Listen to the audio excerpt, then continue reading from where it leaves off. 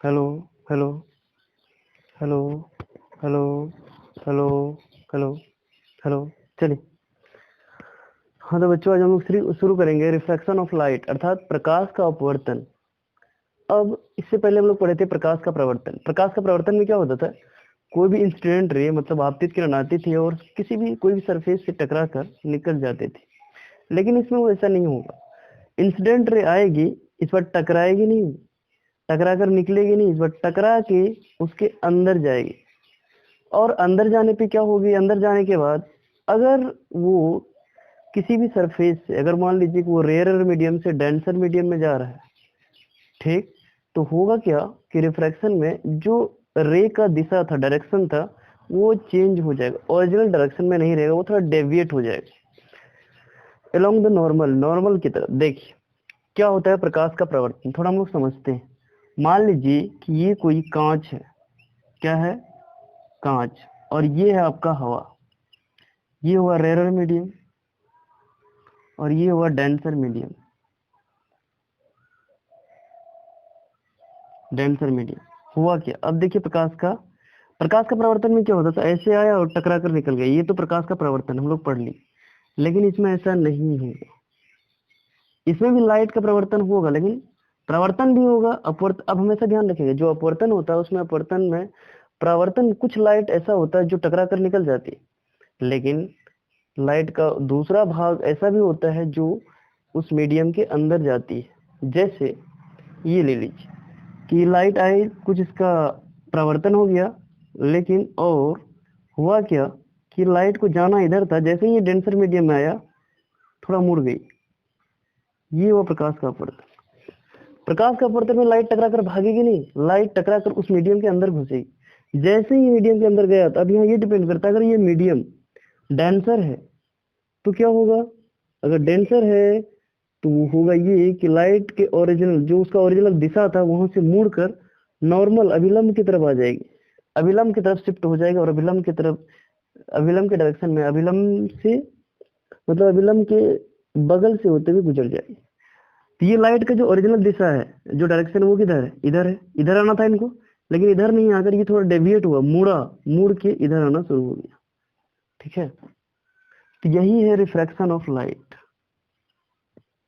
ये क्या है, रिफ्रैक्शन ऑफ लाइट, समझ गए। ठीक है, चलिए अब हम लोग इसको परिभाषित भी करते हैं, समझ गए क्या हुआ। हम लोग ऐसा देखते भी हैं, जब देखते हैं कि क्या, कभी कभी पानी में जब हम लोग जाते हैं, अब पानी में रिफ्लेक्शन करके देखते हैं थोड़ा सा। मान लीजिए ये नदी है या कहीं पानी भरा हुआ, सूर्य का प्रकाश ऐसे आया, कुछ भाग तो ऐसे टकरा कर निकल गया, जो कि जिसको परावर्तन बोलते हैं, लेकिन इसका जो कुछ पार्ट है, कुछ पार्ट जो पानी के अंदर चला गया, यही हुआ प्रकाश का अपवर्तन, ये हुआ प्रकाश का प्रवर्तन। मतलब जब लाइट टकरा कर निकल जाए तो प्रकाश का प्रवर्तन, जब लाइट टकरा कर उसके अंदर चला जाए, मीडियम के अंदर चला जाए, तो वो हुआ प्रकाश का अपवर्तन। इसको बोलते हैं रिफ्रैक्शन ऑफ लाइट, है ना। चलिए अब इसको परिभाषित करते हैं। तो ये 10th का फिजिक्स का ये दूसरा चैप्टर है। हम लोग लिखते हैं प्रकाश का प्रवर्तन, प्रकाश का प्रवर्तन, इसको बोलते हैं रिफ्रैक्शन ऑफ लाइट, अंग्रेजी में बोलते हैं रिफ्रैक्शन, प्रवर्तन नहीं, अपवर्तन, अपवर्तन, इसको अंग्रेजी में बोलते हैं रिफ्रैक्शन ऑफ, किसका रिफ्रैक्शन हो रहा है, लाइट का। लाइट मतलब प्रकाश का। इसको कैसे परिभाषित करेंगे, लिखेंगे जब कोई प्रकाश की किरण एक माध्यम से दूसरे माध्यम में प्रवेश करती है तो उसकी दिशा में परिवर्तन हो जाता है। तो यही घटना जो क्या कहलाता है, प्रकाश का अपवर्तन। जब कोई प्रकाश की किरण, जब कोई प्रकाश की किरण, प्रकाश की किरण एक माध्यम से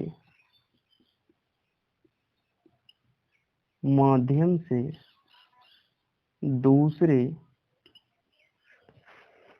माध्यम में प्रवेश करती है, प्रवेश करती है। जब कोई प्रकाश की किरण एक माध्यम से दूसरे माध्यम में प्रवेश करती है तो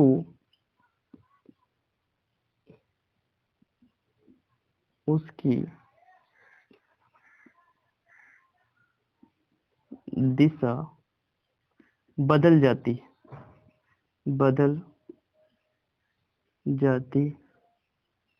है। यही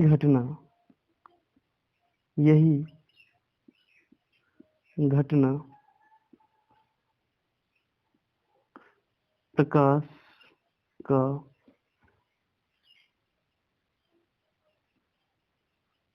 अपवर्तन कहलाती है। चलिए, जब कोई प्रकाश की किरण एक माध्यम से दूसरे माध्यम में जाएगी तो उसकी दिशा में परिवर्तन हो जाएगी या उसकी दिशा बदल जाएगी। तो ये जो दिशा बदलने की घटना है, यही घटना प्रकाश का अपवर्तन कहलाती है। ठीक है, चलिए अब थोड़ा इनसे आगे हम लोग क्या करते हैं, छोटा सा डायग्राम बनाते हैं। ये कोई ले लिए कांच का टुकड़ा। अब हम इस पे अपवर्तन करा रहे हैं। ये कोई प्रकाश की किरण आई, ऐसे टकराने के बाद इसको जाना तो इधर था, लेकिन ये इधर नहीं जाकर किधर चला गया, ये इधर आ गया। ठीक है, तो ये जो एंगल है, ये एंगल आई, ये है आपतन कोण, और ये एंगल आर, ये है परावर्तन कोण। अब ये यहां भी नहीं रुकेगा, यहां अगर हम एक अभिलंब ले, ये क्या होगा, ये नॉर्मल से दूर जाएगा, अभिलंब से दूर जाएगा। ये जो किरण है, ये किरण होगा आपतित किरण, और ये अपवर्तित किरण, और ये कौन सा किरण है, निर्गत किरण। तो हम लोग लिखते हैं आई जो है, आई क्या है, आपतन कोण, आपतन कोण। यहाँ आर क्या है, अपवर्तन कोण, अपवर्तन कोण। उसके बाद ये जो है किरण, ये किरण कौन सा किरण है, ये है आपतित किरण, आपतित किरण। उसके बाद ये क्या है, ये अपवर्तित किरण, अपवर्तित किरण। उसके बाद फिर ये कौन सा किरण है, ये है निर्गत किरण, निर्गत किरण। ठीक है, तो 3 किरण हो गया, आपतित किरण, अपवर्तित किरण और निर्गत किरण। ठीक है, चलिए यहाँ तक तो बिल्कुल सही। अगर ये कोई घटना है तो इनमें कोई ना कोई नियम होता होगा, इनमें कोई नियम ऑब्जर्व किया होगा। बिल्कुल, इसमें 2 नियम होते हैं। प्रकाश के अपवर्तन के कितने नियम होते हैं, 2 नियम। देखते हैं वो कौन कौन सा नियम है। सबसे पहले हम लोग नियम से पहले हम प्रकाश के अपवर्तन की 2 घटना लेंगे, दोनों घटना को सबसे पहले देख लेंगे। देखते हैं,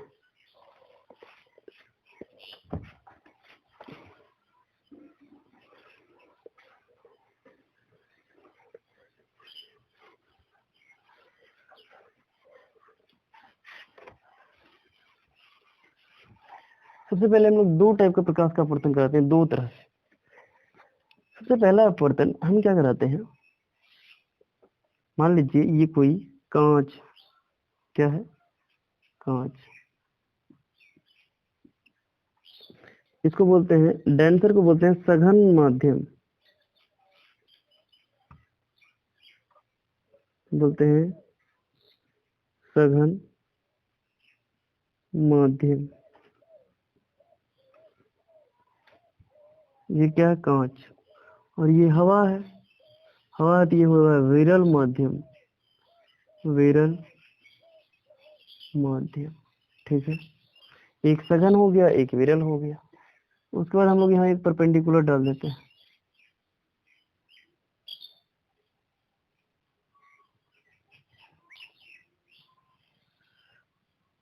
ये है आपतित किरण। तो जाना तो इधर था, लेकिन अभी ये सीधा ऐसे जाएगा।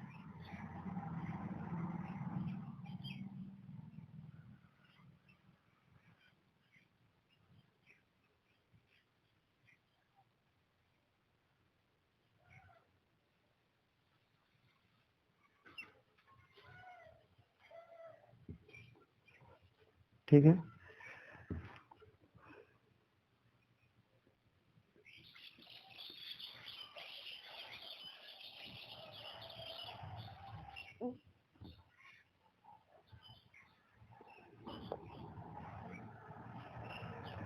ये देखिए, ये विरल से सघन में जब अपवर्तन होता है तो क्या होता है, प्रकाश की किरण ओरिजिनल दिशा से अभिलंब की तरफ आ जाती है। किसकी तरफ, अभिलंब की तरफ आ जाती है। लेकिन जरा सोचिए, ये है, ये कौन सा माध्यम है, विरल, ये भी हवा है, इसीलिए विरल माध्यम हुआ।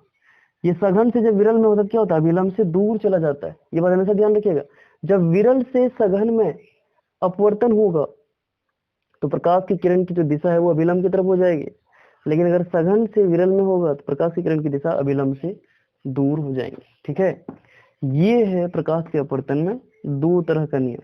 ठीक, चलिए, प्रकाश के अपवर्तन के दो नियम होते हैं। सबसे पहला नियम देखते हैं, प्रकाश के अपवर्तन के कितने नियम होते हैं?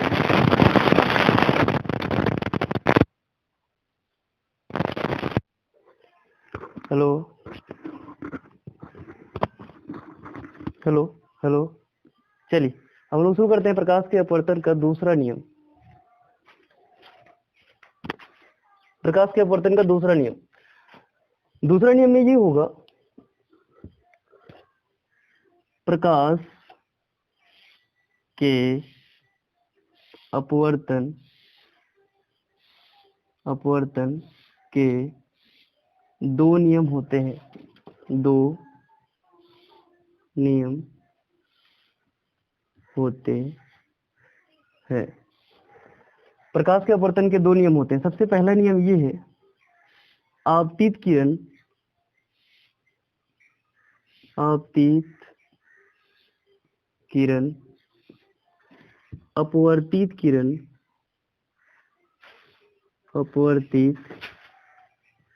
किरण तथा आपतन बिंदु पर अभिलंब, आपतन बिंदु पर अभिलंब तीनों एक ही सतह पर होते हैं। ठीक है, क्या है, प्रकाश के अपवर्तन के दो नियम होते हैं। पहला, आपतित किरण अपवर्तित किरण तथा आपतन बिंदु पर अभिलंब तीनों क्या होते हैं, एक ही सतह पर होते हैं। ये तो प्रकाश के अपवर्तन का पहला नियम हुआ। अब इसका दूसरा नियम, प्रकाश के अपवर्तन के दूसरे नियम को ही स्नेल का नियम भी कहा जाता है। स्नेल का नियम प्रकाश के अपवर्तन के दूसरे नियम को कहते हैं। ये क्या है, किन्हीं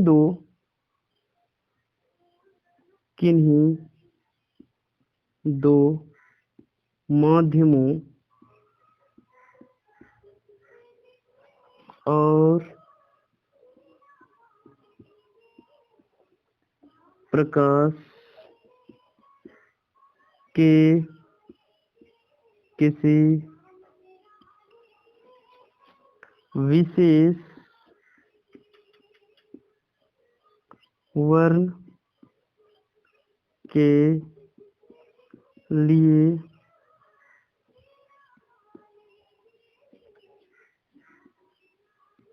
आपतन कोण कीजिए और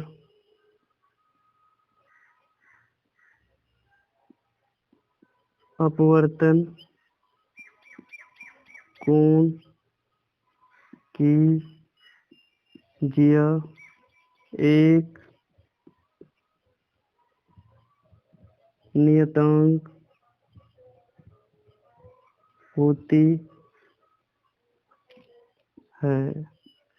क्या कहा गया? प्रकाश के किन्हीं दो माध्यमों और प्रकाश के किसी विशेष वर्ण के लिए आपतन कोण की जिया और अपवर्तन कोण की जिया एक नियतांक होती है। देखते हैं वो कैसे। अगर हम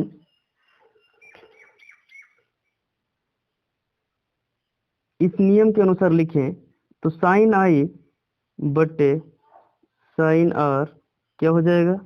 नियतांक। ये कैसा नियतांक? μ2 अर्थात साइन आई बटे साइन आर बराबर μ2 बटे μ1। ठीक है, साइन आई बटे साइन आर बराबर μ2 का अर्थ क्या होता है? μ2 बराबर होता है μ2 बटे μ1। ठीक है, चलिए अब इसको लिखने का दूसरा तरीका भी है, देखिए वो कैसे। अब जरा देखिए, क्रॉस मल्टीप्लीकेशन कीजिए इसमें। μ1 साइन आई क्या हो जाएगा? μ1 साइन आई बराबर μ2 साइन आर। यही है स्नेल का नियम। इसे स्नेल का नियम भी कहते हैं, स्नेल का नियम, या इसी को बोलते हैं प्रकाश के अपवर्तन का दूसरा नियम। ठीक है, होती है।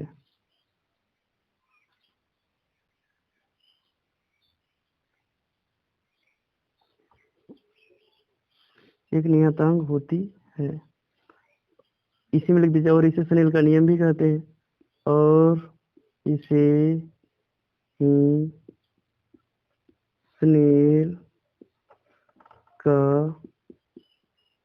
नियम कहा जाता है, और इसे ही क्या कहते हैं? स्नेल का नियम कहते हैं। ठीक है, चलिए देख लीजिए एक बार इनको। यही है प्रकाश के अपवर्तन का दो नियम। तो हम लोग देखते हैं, ये दोनों नियम लिखे हैं ना, दोनों नियम को हम लोग एक बार देख लेते हैं। पहला नियम है आपतित किरण, अपवर्तित किरण और आपतन बिंदु पर अभिलंब तीनों एक ही सतह पर होते हैं। एक बार इनका बड़ा सा डायग्राम बनाते हैं और समझते हैं कि हो क्या रहा है।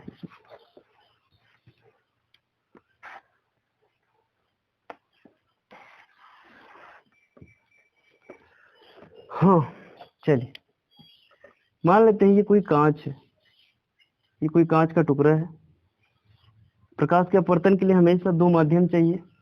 एक माध्यम हो गया कांच। हवा के अपेक्षा कांच क्या है? सघन माध्यम है, जिसको हम लोग इसका अपवर्तनांक μ2 मान लेते हैं। और ये है हवा। हवा कांच की अपेक्षा विरल है, इसका अपवर्तनांक हम लोग μ1 मान लेते हैं। अब इस पे अभिलंब, अभिलंब एक प्रकार से परपेंडिकुलर है, एक प्रकार से लंब है। ठीक है, हम लोग एक लंब डाल देते हैं। ठीक है, एक लंब डाल दिए। अब यहाँ से कोई आपतित किरण आई, इसको जाना तो ऐसे था, ये ऐसे नहीं जाकर ऐसे चला गया। ठीक है, ऐसे गया, ये फिर ऐसे निकल गया।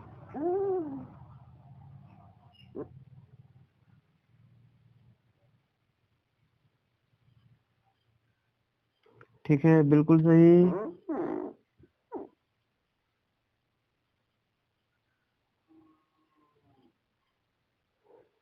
चलिए, ये क्या है?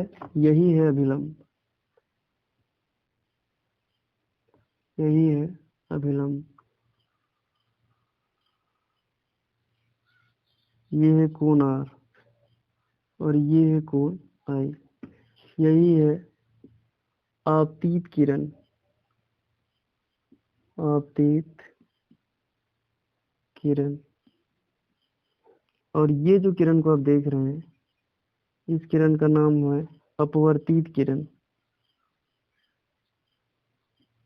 अपवर्तित किरण, और ये किरण जो देख रहे हैं इसका नाम है निर्गत किरण, निर्गत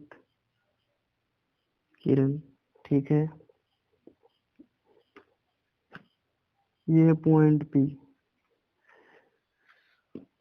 अभिलंब, बिल्कुल सही सही सही। चलिए अब जरा गौर से देखिए, यहाँ विरल और सघन में देखिए अपवर्तना, जाना इसको इधर था लेकिन इधर आ गया, अभिलंब की तरफ मुड़ गई। लेकिन और सघन और विरल में देखिए जरा सा, जाना इसको किधर था, जाना इसको इधर था बगल होते हुए, विलंब के बगल होते हुए, लेकिन ये विलंब से दूर चला गया। जब भी प्रकाश का अपवर्तन सघन से विरल में होगा तो जो प्रकाश की किरण है उसकी दिशा जो है किधर हो जाएगी, अभिलंब से दूर हो जाएगी। जब भी अगर प्रकाश का अपवर्तन विरल से सघन में हो रहा है तो प्रकाश की किरण की दिशा किधर मुड़ जाएगी, किधर हो जाएगी, वो अभिलंब की तरफ मुड़ जाएगी। ठीक है, ये बात हमेशा ध्यान में रखना है। प्रकाश के अपवर्तन के दो नियम भी हम लोग पढ़ चुके हैं। अब हम लोग आगे चलकर पढ़ेंगे किसके बारे में, लेंस के बारे में, कि लेंस किसे कहते हैं, है ना। इससे पहले हम लोग दर्पण के बारे में पढ़े थे लेकिन लेंस के बारे में नहीं पढ़े थे। अब लेंस के बारे में पढ़ेंगे कि आखिर लेंस किसे कहते हैं। वो लेंस जो चश्मा में लगता है और बहुत सारी जगह पर कैमरा में लगता है ना। तो लेंस के बारे में भी हम लोग पढ़ेंगे, आखिर लेंस क्या होता है, लेंस कहते किसे। ठीक है, और लेंस कितने प्रकार के होते हैं। तो आज यही हम लोग समाप्त करते हैं, फिर आने वाले दिनों में हम लोग लेंस के बारे में पढ़ेंगे। धन्यवाद।